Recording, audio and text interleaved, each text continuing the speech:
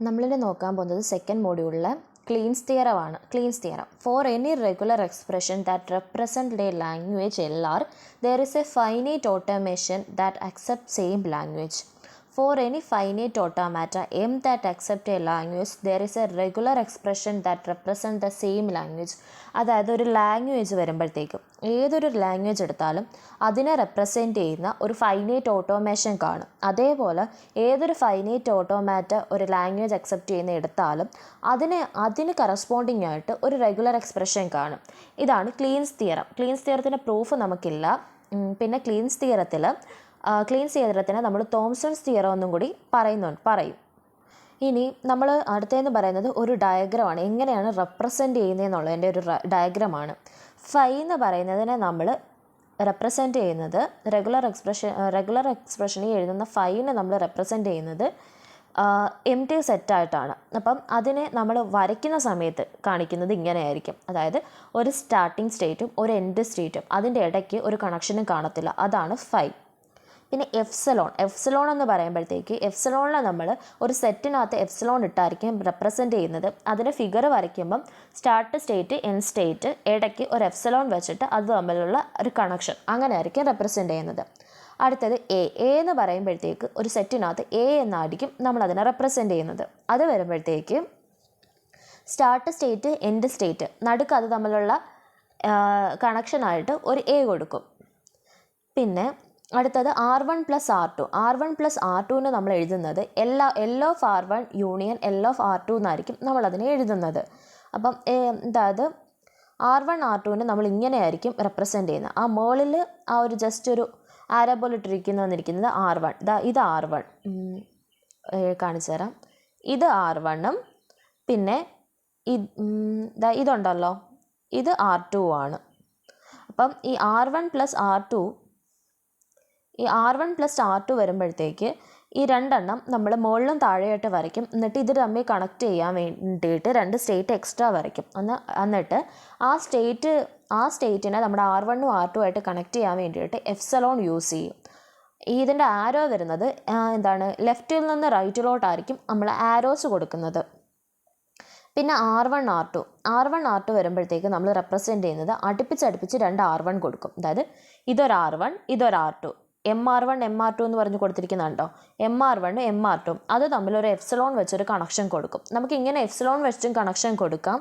അല്ല നമുക്ക് ഓവർലാപ്പ് ചെയ്ത് വേണമെങ്കിലും കൊടുക്കാം. ഇവിടെ എഫ്സലോൺ കണക്ഷൻ കൊടുക്കാതെ കണ്ടിന്യൂസ് ആയിട്ട് M1 M2 എന്നും പറഞ്ഞ് നമുക്ക് കൊടുക്കാൻ പറ്റും.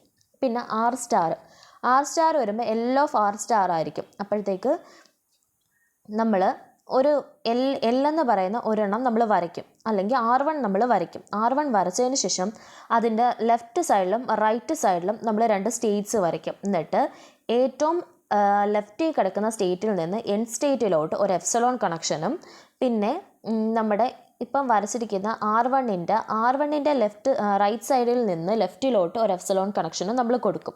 ഈ നമ്മൾ എക്സ്ട്രാ വരച്ച രണ്ട് സ്റ്റേറ്റും നമ്മുടെ R1ൻ്റെ അപ്പുറവും ഇപ്പുറവും ആയിട്ട് കണക്റ്റും ചെയ്തിട്ടുണ്ട്. ഇങ്ങനെയാണ് നമ്മൾ R സ്റ്റാറിനെ റെപ്രസെൻറ്റ് ചെയ്യുന്നത്. അടുത്തതെന്ന് വെച്ച് കഴിഞ്ഞാൽ ഒരു റെഗുലർ എക്സ്പ്രഷനെ നമ്മൾ NFA വിത്ത് എഫ്സലോണിലോട്ട് കൺവേർട്ട് ചെയ്യുന്നതാണ്. ഇതിനെ തോംസൺ കൺസ്ട്രക്ഷൻ മെത്തേഡ് എന്നും പറയും. അല്ലെങ്കിൽ ഇക്വലൻസ് of regular expression and NFA നമ്മൾ ചെയ്യുന്നത് ഇങ്ങനെയായിരിക്കും. നേരത്തെ പറഞ്ഞ കണക്ക് തന്നെ എനെ നമ്മൾ റെപ്രസെൻറ്റ് ചെയ്യുന്നത് ഇടയ്ക്കൊരു സ്റ്റേറ്റ് വെച്ചിട്ട് A + Bനെ നമ്മൾ സ്റ്റേറ്റ് റെപ്രസെൻറ്റ് ചെയ്യുന്നുണ്ടോ. മുകളിലും താഴെയും Aയും Bയും കൊടുക്കും. രണ്ട് സ്റ്റേറ്റ് എക്സ്ട്രാ കൊടുക്കും. അത് തമ്മിൽ എഫ്സലോൺ കണക്ഷൻ കൊടുക്കും. പിന്നെ അതിനുശേഷം AB-നെ നമ്മൾ കണക്ട് ചെയ്യുന്നത് ഇങ്ങനെയാണ്. Aയും Bയും നടുക്ക് ഒരു എഫ്സലോൺ വെച്ചിട്ട് നമ്മൾ അതിനെ കണക്ട് ചെയ്തിരിക്കുകയാണ്. ഇങ്ങനെ എഫ്സലോൺ കൊടുക്കാതെ ഈ Q1നെയും Q2നെയും കൂടെ ഓവർലാപ്പ് ചെയ്ത് ഒരൊറ്റ സ്റ്റേറ്റ് ആയിട്ട് കൊടുത്തും നമുക്ക് വേണമെങ്കിൽ റെപ്രസെൻറ്റ് ചെയ്യാം. പിന്നെ ഉള്ളത് A സ്റ്റാറാണ്. A സ്റ്റാറിനെ നമ്മൾ റെപ്രസെൻറ്റ് ചെയ്യുന്നത് നേരത്തെ ഞാൻ പറഞ്ഞതാണ്. അപ്പുറവും ഇപ്പുറവും രണ്ട് സ്റ്റേറ്റ് കൊടുക്കും. എന്നിട്ട് ഫസ്റ്റ് സ്റ്റേറ്റിൽ നിന്ന് ലാസ്റ്റ് സ്റ്റേറ്റിലോട്ട് എഫ്സലോൺ ട്രാൻസിഷനും കൊടുക്കും. പിന്നെ നമ്മുടെ Aയുടെ Q1ഉം Q2വിൽ നിന്ന് Q1ലോട്ടും ഒരു എഫ്സലോൺ ട്രാൻസിഷൻ കൊടുക്കും. പിന്നെ അടുത്തത് conversion of finite automata to regular expression. അതിൻ്റെ ഫസ്റ്റ് മെത്തേഡാണ് സ്റ്റേറ്റ് എലിമിനേഷൻ മെത്തേഡ്.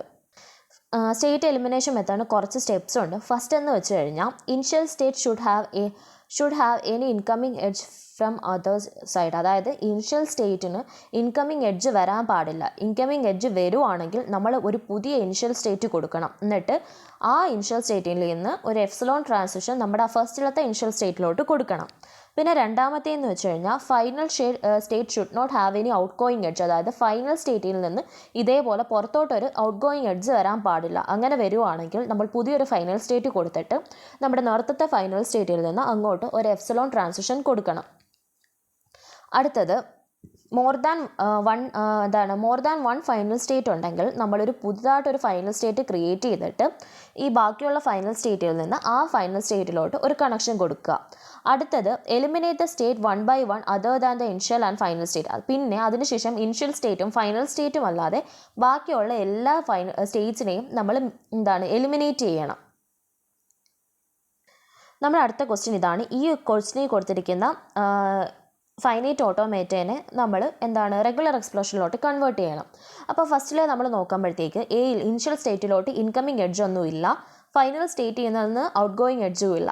അപ്പം നമ്മൾ ഇനി എന്താ ചെയ്യേണ്ടത്? ബി എന്ന് പറയുന്ന സ്റ്റേറ്റിനെ നമ്മൾ എലിമിനേറ്റ് ചെയ്യണം. ബീനെ നമ്മൾ എലിമിനേറ്റ് ചെയ്യുമ്പോഴത്തേക്ക് നമുക്ക് എങ്ങനെ കൊടുക്കാം? ബിക്ക് പകരം എയിൽ നിന്ന് ബിയിലോട്ട് സ്മോൾ എയും ബിയിൽ നിന്ന് സിയിലോട്ട് സ്മോൾ ബിയും ആണ്. അപ്പം നമ്മൾ അതിനെ എലിമിനേറ്റ് ചെയ്തിട്ട് എ ബി എന്ന് പറഞ്ഞ് എഴുതാം. അപ്പം നമ്മൾ എങ്ങനെ എഴുതും?